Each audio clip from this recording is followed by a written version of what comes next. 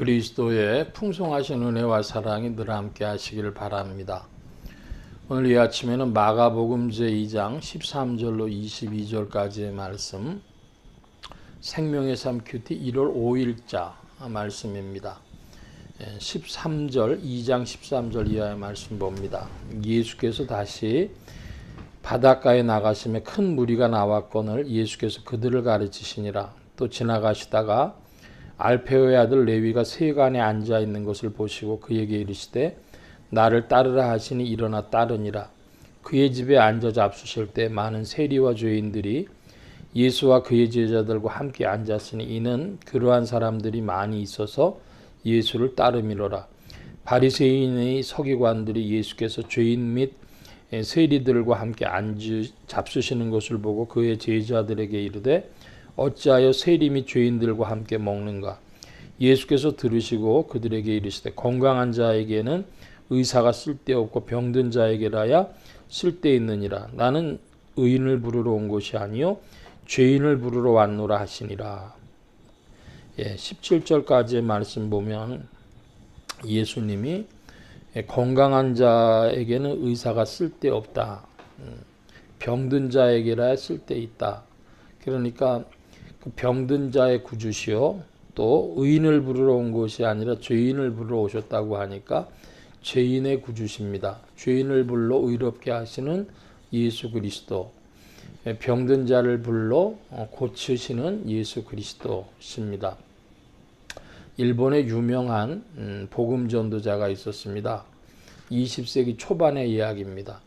이분이 서양 선교사들을 통해서 예수를 믿고 나서 이제 그분은 원 출신이 귀족집의 첩의 자식으로 태어났습니다.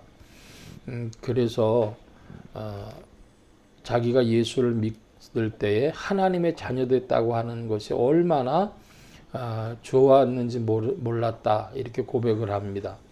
근데 이분이 이제 예수를 믿고 하나님의 자녀돼서 살아가는 동안에 자기 의식 안에서 옛사람이 자기를 누르는 겁니다. 너는 첩의 자식이다. 그러면 자기는 믿음으로 아니다. 나는 이제 그리스도 안에서 하나님의 자녀다. 그 씨름을 하는 것이죠. 밤에 자다가도 하고. 그래서 그런 눌림이 자기에게 클 때는 골방에 들어가서 나는 그리스도 예수 안에서 하나님의 자녀다.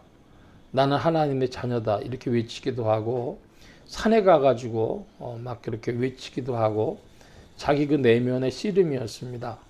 그러니까 얼마나 그 첩의 자식이라고 하는 것이 그 일본 사회에 꽤 있는 일이었지만은 그러나 사회적으로 부끄러운 일이기도 했습니다.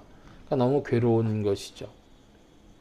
자, 그런데 오늘날도 사실은 그와 같은데 어떤 사람들이 예수를 믿기 전에는 그가 술탁보, 술주정뱅이였을 수도 있고 또 다른 사람 두드려 패고 다니는 그런 주목쟁이였을 수도 있고 그런 것들이 다 자기 삶의 구성을 가지고 있을 수 있습니다. 옛날 이야기, 다른 사람 배신하고 사기치고 뭐 한 일이 있을 수도 있죠. 그것이 그 사람의 역사요 또 사회적인 평판이요 그리고 자기 내면의 깊은 수치일 수 있습니다. 오늘날에도 어떤 분이 우리나라에서도 둘째 부인의 자식이에요. 그러니까 그것이 너무 괴로운 분들이 있어요. 태어나고 보니까 자기가 그 첩의 자식으로 태어나고 싶어서 태어났겠습니까? 그런데 그렇게 된 것이죠. 자, 그런데 문제는 예수를 믿고 나서 이제 그 사람의 의식이 어떠하겠는가 할 때에 그대로 사회적이고 역사적이고 현실적이고 내면적인 그것이 너는 첩의 자식이다 하는 그런 수치감으로 사로잡혀 있는 것, 마귀는 그렇게 누리려고 하지만 믿음은 어떻게 고백됩니까? 나는 이제 하나님의 자녀다. 이렇게 고백되게 하는 것이죠. 예수 그리스도는 죄와 수치에 빠져 있는 인생들을 불러서 새롭게 하시는 죄인의 구주신 주님이십니다. 우리에게 은혜 베푸시는 주님이십니다. 그래서 우리의 내면의 이 씨름이 그저 부분이었으면 좋겠는데 그렇지 않고 오늘날에도 계속됩니다. 네.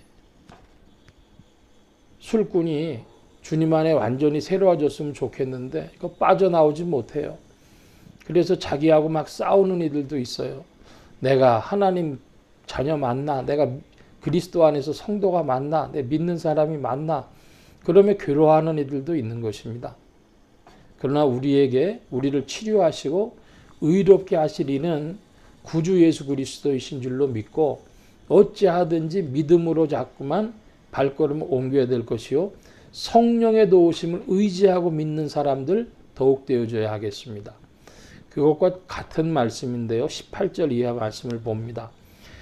요한의 제자들과 바리새인들이 금식하고 있는지라 사람들이 예수께 와서 말하되 요한의 제자들과 바리새인의 제자들은 금식하는데 어찌하여 당신의 제자들은 금식하지 아니하나이까? 예수께서 그들에게 이르시되 혼인집 손님들이 신랑과 함께 있을 때 금식할 수 있느냐? 신랑과 함께 있을 동안에는 금식할 수 없느니라. 그러나 신랑을 빼앗길 날이 이르리니 그날에는 금식할 것이니라. 생배 조각을 낡은 옷에 붙이는 자가 없나니 만일 그렇게 하면 기운 새 것이 낡은 그것을 당기어 헤어짐이 더하게 되느니라. 새 포도주를 낡은 가죽 부대에 넣는 자가 없나니 만일 그렇게 되면 새 포도주가 부대를 터뜨려 포도주와 부대를 버리게 되리라. 오직 새 포도주는 새 부대에 넣느니라 하시니라. 예. 여기 맨 끝에 말씀 보면 새 포도주는 새 부대에 그런 말씀이 나오죠. 그 옛날에는 포도주를 담는 용기가 적절하지 않아서 가죽으로 그 포도주 담는 용기를 만들어 사용을 했는데 가죽 부대를 사용했는데 포도주가 새 포도주면 발효력이 강하기 때문에 그 낡은 가죽 부대가 그걸 감당하지 못합니다. 터져버리고 마니까 포도주도 못 쓰게 되고 가죽 부대도 못 쓰게 되는 거죠. 그럼 어떻게 해야 되냐 하면 낡은 가죽 부대에는 포도주를 놓고 오래된 포도주를 놓고 새 포도주는 새 부대에 담아야 되는 것이 맞죠. 오늘날도 예수 그리스도 새 사람의 은혜를 베풀어 주시는 예수 그리스도는 구주께서 우리에게 찾아오시면 우리의 자아상이 우리의 내면이 새로운 가죽 부대가 되어야 됩니다. 나는 이제 하나님의 자녀다. 나는 그리스도 안에서 부르심을 받은 성도다. 그럴 때 옛날 이야기 싹 잊어버리고 사회적이고 역사적이고 현실적인 그런 사람들의 평판 싹 잊어버리고 나는 이제 성령과 함께 세계를 간다. 날마다 그리 살리라. 그럴 때에 주의 은혜가 더하는 것이죠. 새 포도주는 새 부대에 하는 것처럼 그리스도 예수 안에서 오늘도 우리가 이제 새로운 자아상을 가지고 나는 그리스도인이다. 나는 그리스도 안에서 부름받은 성도다. 나는 하나님의 자녀다. 이런 분명하고도 적극적이고 긍정적인 새 부대에 새 포도주를 담는 새 부대와 같은 그 결심이 있어서 믿음으로 힘차게 전진하는 2024년 되시기 바랍니다. 주께서 도우시며 우리를 새 포도주는 새 부대에 하시는 주님과 함께 전진하는 여러분들 되시기 바랍니다. 기도합니다. 만복의 근원 되신 주님 함께해 주셔서 2024년 새해에는 새 포도주를 새 부대에 담음과 같이 그리스도를 우리의 믿음으로 담고 역사적이고 사회적이고 현실적인 옛사람의 일들이 아니라 주님 안에 있는 새 사람의 부르심으로 설레며 앞을 바라보며 달려가는 자들 되게 하여 주옵소서.